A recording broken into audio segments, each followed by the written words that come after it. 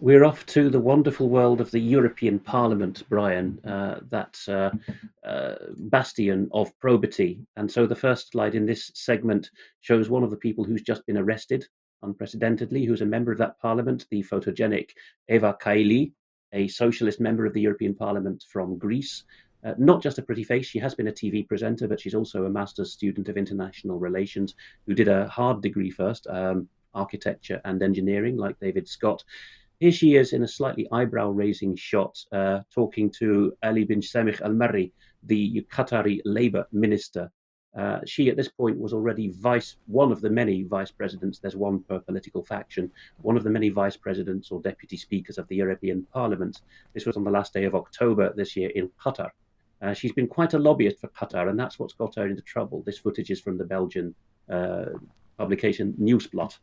Now, the headline here from another Belgian publication says that she was caught red-handed with a bag full of banknotes. Scandal with this among the socialists in the European Parliament.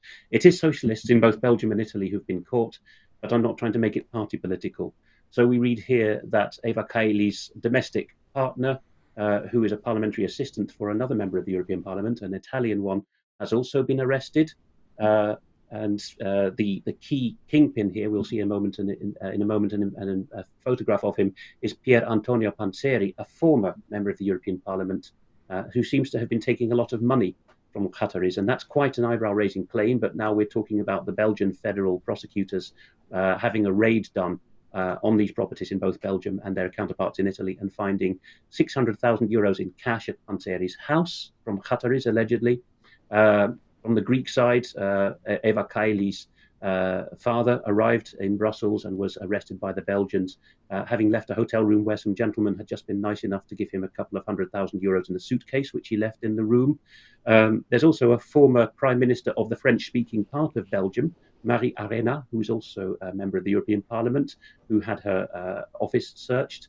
Those who are MEPs couldn't claim immunity because they were caught red-handed with money. So they were given their European equivalent of Miranda rights and interviewed with their lawyers in detention. And the president, the speaker of the European Parliament, Roberta Metsola, had to fly back from Valletta to Brussels to oversee this procedure because Antonio Tarabella Mark Tarabella, a socialist member of the European Parliament in Belgium, had his house near Liège also searched, and that gets into areas of diplomatic immunity. So if we put the slide back on, we'll see a bit more of the Belgian news graphics that have illustrated what's going on. First of all, a tweet recently from Eva Kaili.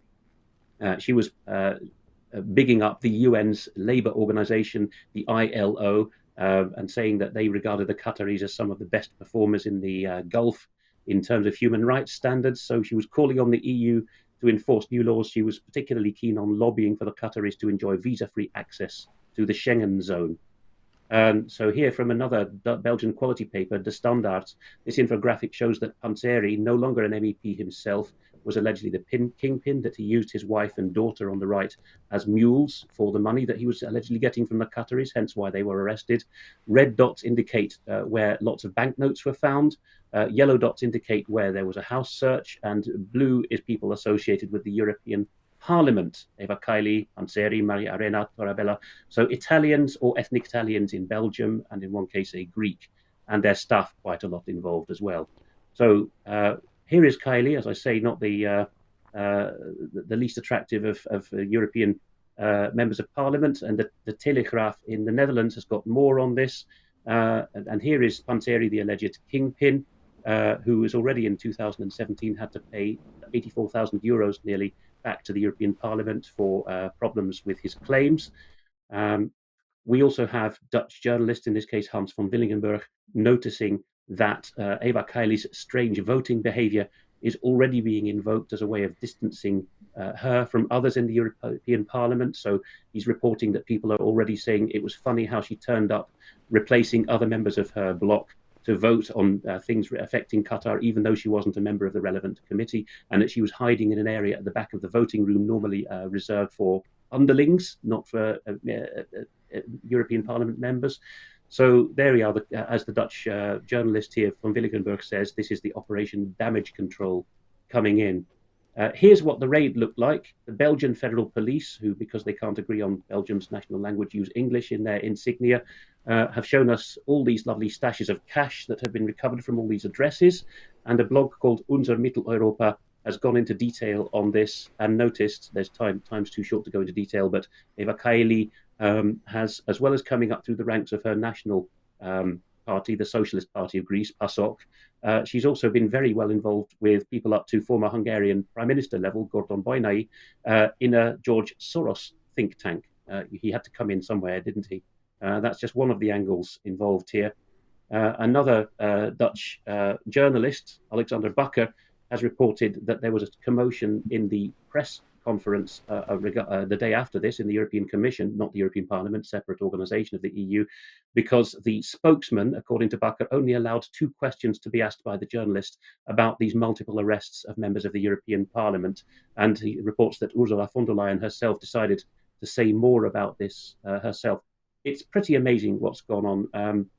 The kingpin here, as I say, is Italian. There's reports of a villa having been bought for him and built for him in the Alps, and of 100,000 euros being paid by the Qataris for a family party. He is, no irony intended here, head of a charity in the swanky part of Brussels on the edge of the Parc de Bruxelles, just on the edge of the European quarter as well. And that NGO, which was reportedly raided as well to find where the cash was stashed there, that NGO is called Fight Impunity, if you could make that up. So Viktor Orban, the Hungarian Prime Minister, has tweeted out a couple of images bearding the EU about this. One of them is the famous 1981 Walter Cronkite, Reagan and George H.W. Bush shot of everyone having a guffaw. And in this version of the meme by Orban, it says, and then they said the European Parliament is seriously concerned about corruption in Hungary. He's also tweeted out the stash of cash with the slogan, this is the rule of law in Brussels. This is what the rule of law in Brussels looks like.